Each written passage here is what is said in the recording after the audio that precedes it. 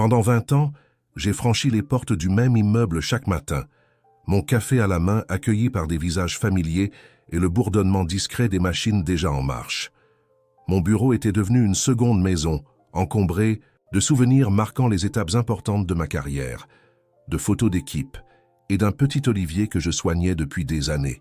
J'avais grandi avec cette entreprise, à travers les promotions, les restructurations et les nuits tardives qui se fondaient en matinées précoces. Je croyais que ma loyauté signifiait quelque chose.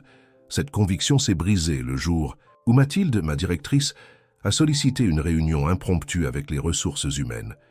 Je reconnaissais ce ton dans sa voix, froid, répété, comme si on lui avait appris à rester distante. Nous étions assis face à face, et elle évitait mon regard quand elle a prononcé ces mots. « Après 20 ans, ton poste n'est plus nécessaire dans notre structure. » Ces paroles m'ont frappé plus durement que je ne l'aurais imaginé. Pas de gratitude, pas d'empathie, juste une froide finalité administrative. J'ai hoché la tête, composé comme si j'avais répété ce moment moi aussi. « Je comprends parfaitement », ai-je dit. Je me suis levé, j'ai quitté la pièce et je suis retourné à mon bureau une dernière fois. Personne autour de moi ne savait ce qui venait de se passer. J'ai rassemblé mes affaires en silence, le poids de mes années ici se réduisant à un simple carton. Mais sous mon calme apparent, quelque chose bouillonnait. Il n'avait aucune idée de ce que le lendemain apporterait. Je me souviens de mon premier jour ici à la périphérie de Lyon, dans ce bâtiment qui dominait les quais de Saône. J'étais jeune, ambitieux, prêt à conquérir le monde. La société pharmaceutique Santelis était alors un fleuron national, reconnu pour son éthique et ses innovations. J'y étais entré comme simple agent de laboratoire, puis j'avais gravi les échelons jusqu'à devenir responsable qualité. J'avais participé au développement de médicaments qui avaient changé des vies. J'avais formé des dizaines de jeunes chercheurs. Mon nom figurait sur des brevets. En rangeant mes affaires, mes mains tremblaient légèrement. Je prenais chaque objet avec une lenteur délibérée. Le cadre photo de notre équipe lors du congrès à Montpellier, la tasse offerte pour mes 15 ans d'ancienneté, les dossiers que j'avais méticuleusement organisés. Chaque élément racontait une histoire, un chapitre de ma vie professionnelle qui se terminait brutalement. « Ça va, François ?» La voix de Charlotte, ma collègue du bureau voisin, me ramena à la réalité. Elle regardait mon carton avec incompréhension. « Une restructuration ?» ai-je simplement répondu, comme si ces mots suffisaient à expliquer l'effondrement de 2 décennies. « Je pars aujourd'hui. » Son visage s'est décomposé. « Mais comment? Pourquoi toi? Tu connais cette entreprise mieux que quiconque. » J'ai haussé les épaules, incapable d'articuler ce que je ressentais.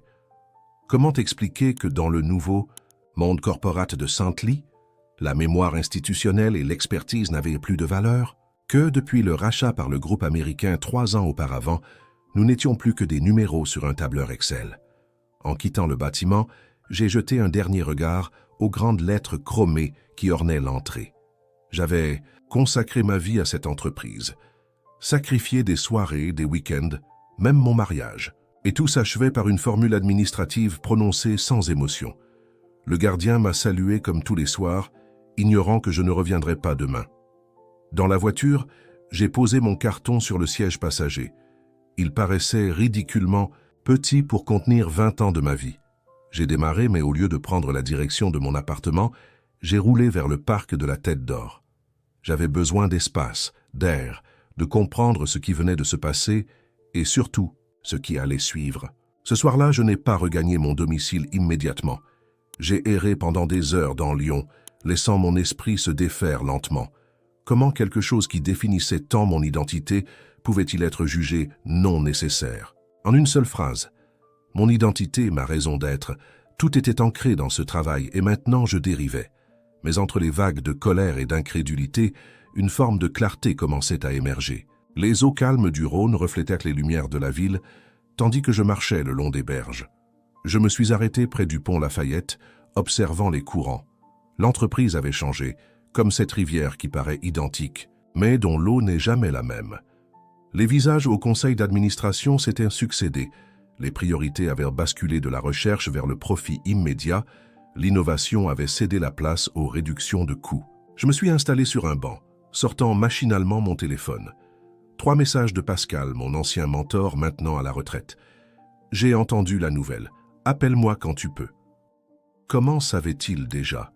Le réseau des anciens fonctionnait toujours efficacement, même en dehors des murs de Santelis. Au lieu de l'appeler, j'ai ouvert mon ordinateur portable, celui de l'entreprise qu'ils avaient oublié de me réclamer dans la précipitation de mon départ.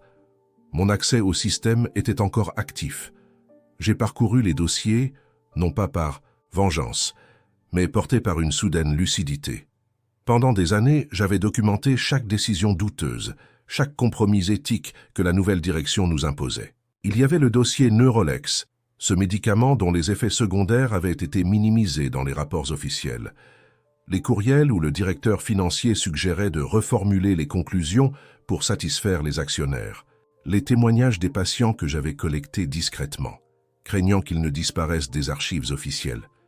Ce n'était pas de l'espionnage, c'était de la préservation. J'avais toujours cru qu'un jour, quelqu'un au sommet se soucierait assez pour redresser la barre. Mon téléphone a vibré à nouveau. Un message d'Émilie de l'équipe juridique. « Tu aurais dû signer un accord de confidentialité aujourd'hui. » Ils s'en sont rendus compte. Ils paniquaient. La faute de frappe trahissait sa hâte. J'ai souri amèrement. Dans leur empressement à se débarrasser de moi, ils avaient négligé les procédures standards. Pendant 2 décennies, j'avais été le gardien silencieux des valeurs fondatrices de Santelis. J'avais vu l'entreprise passer d'un laboratoire familial respecté à une machine à profit insatiable. J'avais assisté à l'érosion progressive de ce qui faisait notre fierté, l'intégrité scientifique, la transparence, l'engagement envers les patients.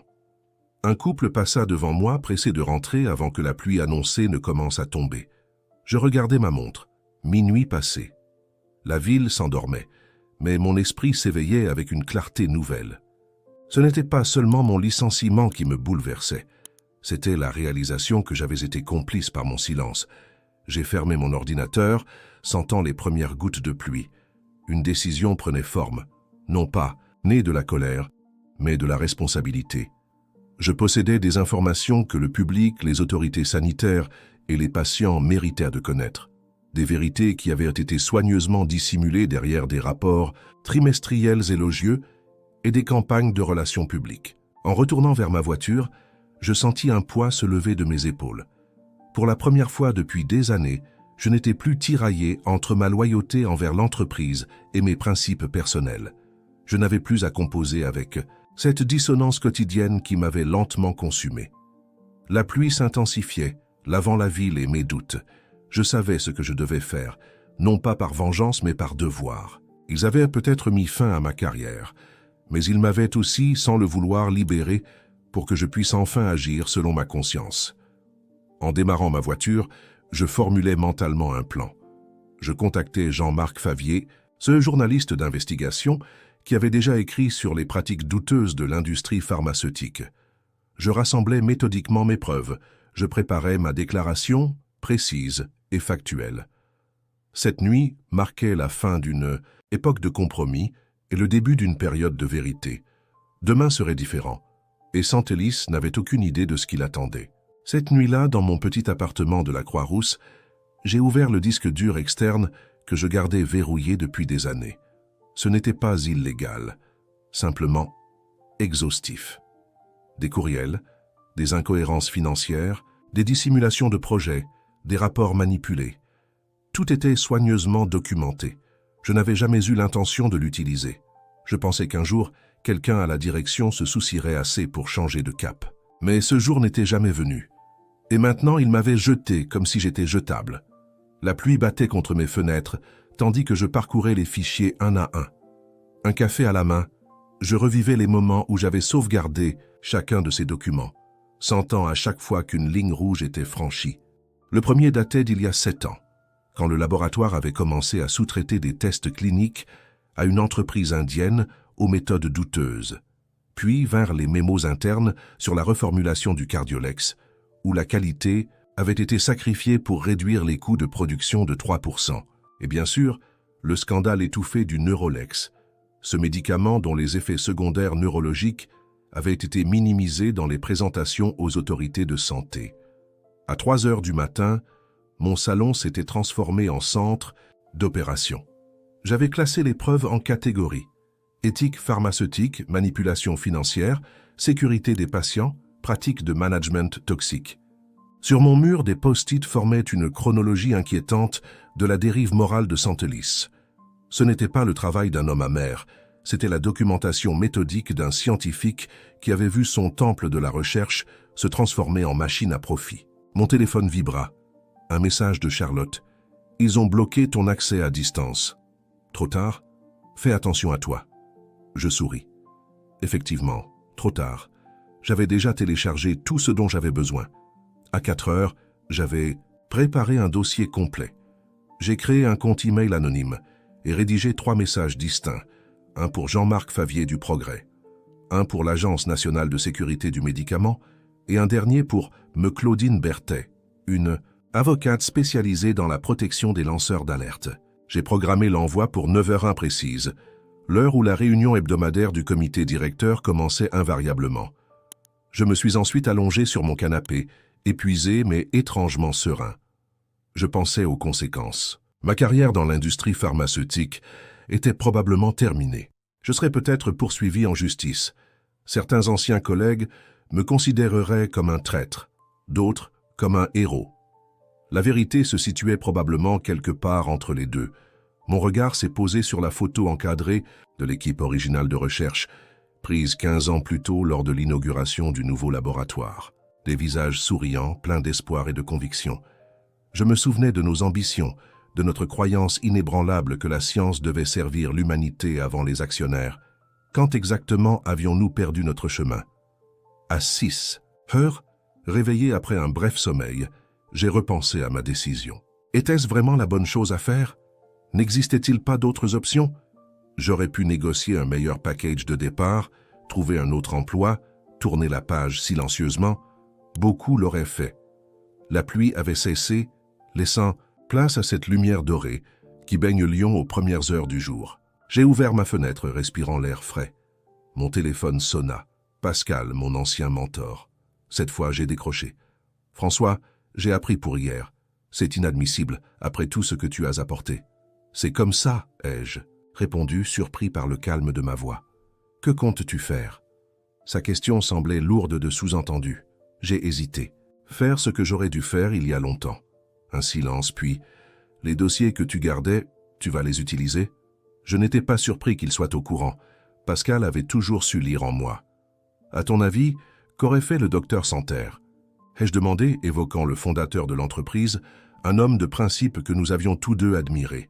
« Il aurait choisi la vérité », répondit Pascal sans hésitation, « quelles que soient les conséquences. » Alors tu as ta réponse. Après avoir raccroché, j'ai relu une dernière fois les 3 emails.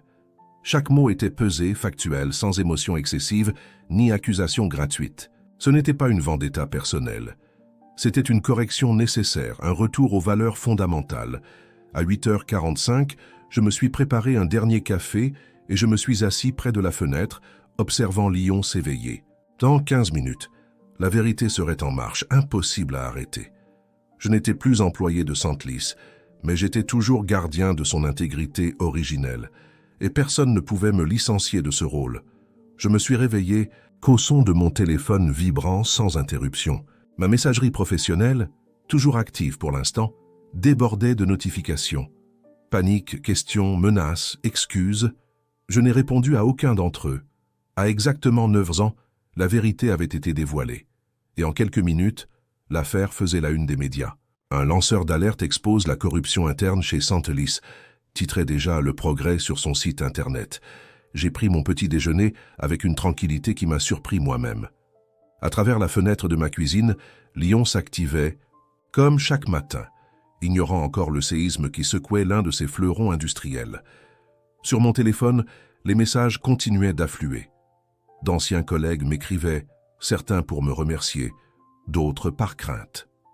La responsable, RH qui était restée silencieuse pendant mon licenciement, m'avait envoyé un email laconique. « Qu'as-tu fait ?» Je l'ai ignoré. J'avais fait ce qu'ils avaient tous été trop effrayés pour faire. À 10h30, ma sonnette a retenti. Jean-Marc Favier se tenait sur le palier, son regard vif scrutant le mien. « Vous n'avez pas perdu de temps », ai-je commenté, en le faisant entrer. « Une histoire pareille n'attend pas. Certains de vos documents sont explosif. Il sortit son carnet. Le conseil d'administration est en réunion de crise. L'action a chuté de 17% en 1 heure. L'ANSM vient d'annoncer une inspection surprise. J'ai hoché la tête, servant un café au journaliste. Ce n'est que le début. Pourquoi maintenant ? Demanda-t-il. Vous auriez pu faire ça il y a des années. La question me fit réfléchir. J'espérais un changement de l'intérieur. J'ai essayé les voies officielles, les alertes internes, mais quand on m'a écarté, j'ai compris que le système était trop corrompu pour s'autocorriger. Favier prenait des notes frénétiquement. Vous réalisez que votre vie vient de changer ? Qu'ils vont tout faire pour vous discréditer ? Je n'ai plus rien à perdre, ai-je répondu simplement. Et j'ai les preuves. Après son départ, j'ai allumé la télévision locale. Des camionnettes de presse étaient alignées devant le siège de Sentlys. Des employés étaient interrogés à leur sortie. On parlait d'une réunion d'urgence du conseil d'administration. Et moi, désormais affranchi de toute loyauté ou crainte, j'observais tout cela depuis la fenêtre d'un café voisin, sirotant mon expresso comme je l'avais fait chaque matin pendant 20 ans. Mais cette fois, j'étais libre. À midi, mon téléphone a sonné. Un numéro inconnu. J'ai hésité avant de décrocher. François Lemercier, une voix féminine, professionnelle, lui-même. Maître Claudine Berthet, vous m'avez contacté ce matin. L'avocate spécialisée dans la protection des lanceurs d'alerte. Nous devrions nous rencontrer rapidement. La situation va s'accélérer. En raccrochant, j'ai remarqué un homme en costume sombre qui m'observait depuis l'autre côté de la rue. Sécurité de Sentlys, journaliste ? Je ne me suis pas attardé pour le découvrir. La partie ne faisait que commencer et je devais rester un coup d'avance. Dans l'après-midi, les premiers communiqués officiels de Sentlys sont tombés. Des déclarations creuses évoquant des allégations infondées et une enquête interne en cours. Sur les forums internes de l'entreprise, auxquels j'avais encore miraculeusement accès, c'était l'ébullition. Certains départements avaient cessé toute activité, les employés passant leur journée à discuter des révélations. Des noms étaient cités, des responsabilités pointées. À 16 heures, un appel de Pascal. La direction générale est venue, du siège américain en urgence. Ils sont terrifiés parce que tu pourrais révéler d'autres. Ils ont raison de l'être, ai-je répondu. Ce n'était que la première vague. En fin de journée, je me suis rendu au cabinet de Maître Berthet dans le Vieux-Lyon, une femme d'une 50aine d'années, au regard perçant derrière des lunettes élégantes, m'a accueilli dans un bureau au mur couvert de livres. « Vous avez déclenché un tsunami, monsieur Lemercier, » dit-elle sans préambule. « J'ai déjà reçu 2 appels d'avocats représentant Sentlys. Ils cherchent à vous faire taire. Avec quels moyens ? Les usuels. Menaces de poursuite pour diffamation, violation de confidentialité, atteinte à l'image de l'entreprise. Mais ils proposent aussi un arrangement. » J'ai ri, incrédule. Un arrangement.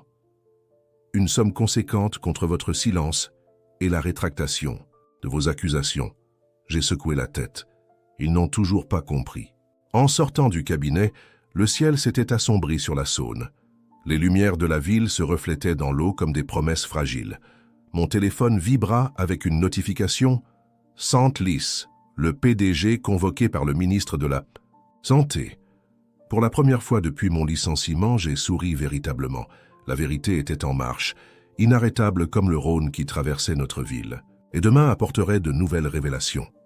Les jours suivants furent chaotiques pour Sentlys. Plusieurs cadres dirigeants avaient été mis en congé administratif. Une enquête gouvernementale avait été officiellement annoncée et les actionnaires avaient déposé un recours collectif. Mon dossier avait déclenché une réaction en chaîne. Soudainement, tous s'intéressaient à la vérité qu'ils avaient si longtemps ignorée. Des auditeurs épluchèrent les comptes. D'autres lanceurs d'alerte dont j'ignorais l'existence commençaient à se manifester. Entre-temps, mon identité avait été révélée. Je savais que l'anonymat ne durerait pas, mais je n'ai pas cherché à me cacher. J'ai accordé une unique interview à Jean-Marc Favier et partagé mon histoire, non pas avec amertume, mais avec conviction. J'ai parlé d'éthique, de responsabilité et du prix du silence. La réaction du public fut impressionnante. Je recevais des messages d'inconnus, de familles touchées par la négligence de l'entreprise et d'employés qui se sentaient enfin entendus. « Vous avez reçu un appel de TF1 », m'informa Maître Berthet lors de notre rencontre quotidienne. Ils veulent bon vous inviter sur leur plateau. Je ne suis pas intéressé par la célébrité, répondis-je, feuilletant les derniers documents juridiques qu'elle m'avait préparés. Ce n'est pas une question de célébrité, François, c'est une question de contrôle du récit. Si vous ne parlez pas, Santelis façonnera l'histoire à sa manière. Elle avait raison, bien sûr. Dans le hall de son cabinet, 2 de ses assistants triaient les demandes d'interview qui s'accumulaient. La pression était constante. Ce soir-là, en rentrant chez moi, j'ai remarqué une voiture inconnue stationnée devant mon immeuble. 2 hommes m'observaient sans discrétion. Je n'étais pas surpris. Santelis employait des moyens considérables pour me décourager. À peine avais-je fermé ma porte que mon téléphone sonna. Mathilde, mon ancienne directrice. « François », sa voix trahissait sa nervosité, « il faut qu'on parle. »« Nous n'avons plus rien à nous dire, Mathilde. Tu ne comprends pas. Ils cherchent des boucs émissaires. Ils disent que nous étions au courant, que nous avons participé. » Je percevais sa peur, cette même peur qui avait maintenu tant de personnes silencieuses pendant des années. Et n'était-ce pas le cas? Un silence. Pas comme ils le prétendent. Nous suivions les ordres. Tu sais comment ça fonctionne. Oui, justement. C'est pourquoi nous en sommes là aujourd'hui. Après avoir raccroché, j'ai contemplé la vue depuis ma fenêtre. Les lumières de Lyon brillaient dans la nuit, indifférentes au drame qui se jouait. Mon téléphone vibra à nouveau, un message de Charlotte. Merci de nous avoir donné une voix. Plusieurs d'entre nous sommes prêts à témoigner si nécessaire. Le lendemain matin, en ouvrant ma porte, j'ai trouvé une enveloppe glissée sous celle-ci. À l'intérieur, une clé USB et une note manuscrite. Réunion du conseil. D'administration hier. Vous devriez entendre cela. Un allié. J'ai inséré la clé dans mon ordinateur avec précaution. L'enregistrement révélait les dirigeants américains discutant ouvertement des moyens de me discréditer, d'étouffer le scandale et de sacrifier quelques cadres français pour protéger le siège. J'ai immédiatement transmis le fichier à Maître Berthet. Cet après-midi-là, je marchais le long des quais quand Pascal m'a rejoint, comme convenu. « Tu n'as pas l'air surpris », remarqua-t-il après m'avoir relaté les derniers développements au sein de l'entreprise. Je connaissais leur mode opératoire. C'est pour cela que j'ai agi. Il me regarda longuement. « Tu as changé, François. Tu sembles en paix. Parce que pour la première fois depuis des années, mes actions sont alignées avec mes convictions. Et après, quand tout cela sera terminé ?» Je n'avais pas encore envisagé cette question. Je ne sais pas. Ma carrière dans l'industrie pharmaceutique est probablement terminée. Pas nécessairement, dit-il avec un demi-sourire. J'ai reçu un appel intéressant d'Holbein Recherche en Suisse. Il cherche quelqu'un avec ton profil et ton intégrité.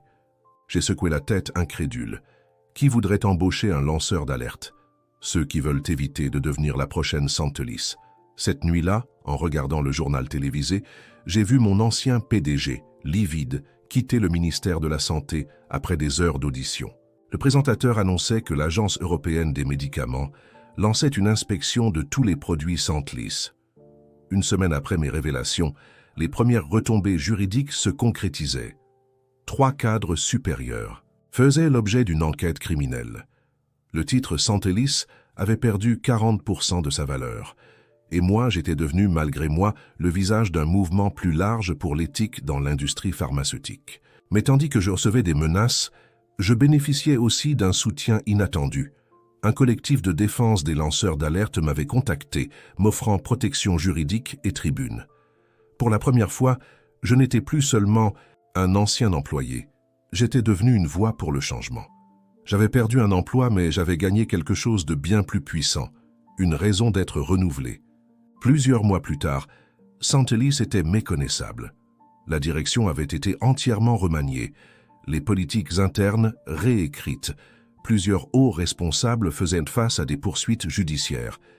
Et tandis qu'ils tentaient de reconstruire leur image, ils resteraient à jamais associés à la vérité que j'avais révélée. Mon nom était gravé dans l'histoire de l'entreprise, non pas comme une victime, mais comme un catalyseur. Par un matin de printemps, je me suis retrouvé à traverser la passerelle du collège, cette élégante structure qui enjambe la Saône. L'air était doux, chargé des promesses de renouveau que porte toujours la belle saison à Lyon. 6 mois s'étaient écoulés depuis mon licenciement. 6 mois de tempête médiatique, de batailles juridiques et de profondes transformations personnelles. Mon téléphone vibra. Un message de Claudine Berthet. Affaire classée. Ils abandonnent toutes les poursuites contre vous. Victoire complète. Je m'arrêtai au milieu de la passerelle, laissant les passants me contourner. Une vague de soulagement me submergea. C'était terminé.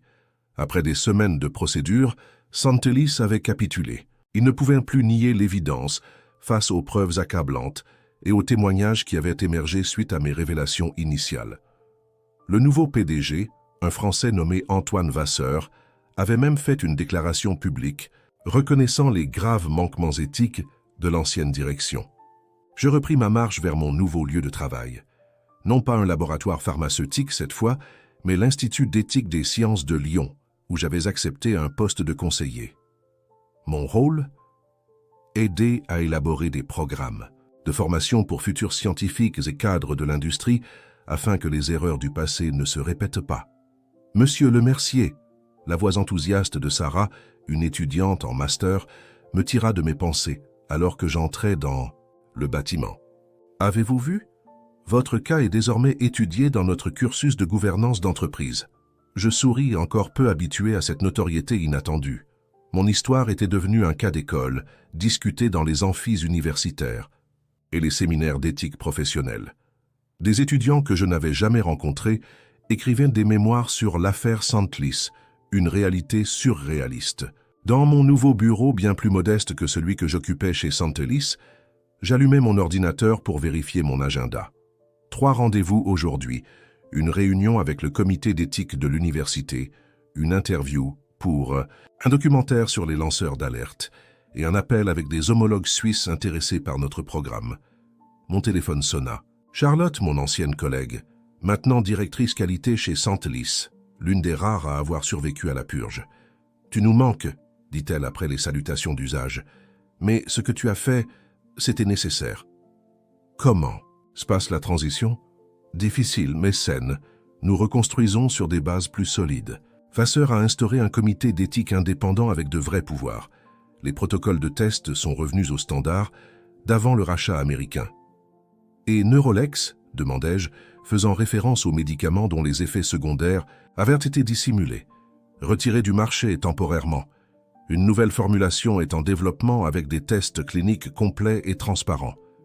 Après avoir raccroché, je me suis approché de la fenêtre. De là, je pouvais apercevoir au loin le bâtiment de Santelis, sa façade de verre réfléchissant le soleil matinal. J'y avais passé 20 ans de ma vie.